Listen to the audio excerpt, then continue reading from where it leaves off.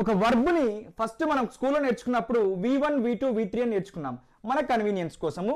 ఈ conjugation of verbs 5 రకాల conjugation of verbs 5 రకాల వర్బ్స్ ఉంటాయి. ఈ కాంజుగేషన్ ఆఫ్ వర్బ్స్ అన్నిటిని కూడా మనము ఈరోజు V1 V2 V3 V4 V5 అని నేర్చుకుందాము. లర్న్ అంటే మనకు తెలుగు మీనింగ్ తెలుసు, ఏదైనా ఒక విషయాన్ని నేర్చుకునుట అనే దాన్ని మనం లర్న్ అంటాము. అయితే ఈ లర్న్కి ఎస్ కానీ ఈఎస్ కానీ యాడ్ చేస్తే మనకు సెకండ్ ఫామ్ వస్తుంది, సెకండ్ బేస్ ఫామ్ వస్తుంది. ఫస్ట్ దాన్ని ఏమో బేస్ ఫామ్ అంటాం, అంటే బేస్మెంట్ లాంటిది కాబట్టి బేస్ ఫామ్ అంటాం, ఫౌండేషన్ లాంటిది కాబట్టి. సెకండ్ దానికి ఎస్ కానీ, అంటే కొన్నిసార్లు ఎస్ యూజ్ చేయాలి, కొన్నిసార్లు ఈఎస్ యూజ్ చేయాలి. థర్డ్ ఫామ్ ఏంటంటే ఐఎన్జీ ఫామ్, అంటే ఐఎన్జీతో ఎండ్ అవుతుంటుంది అన్నట్టు, ఐఎన్జీ ఫామ్ అంటాం దాన్ని.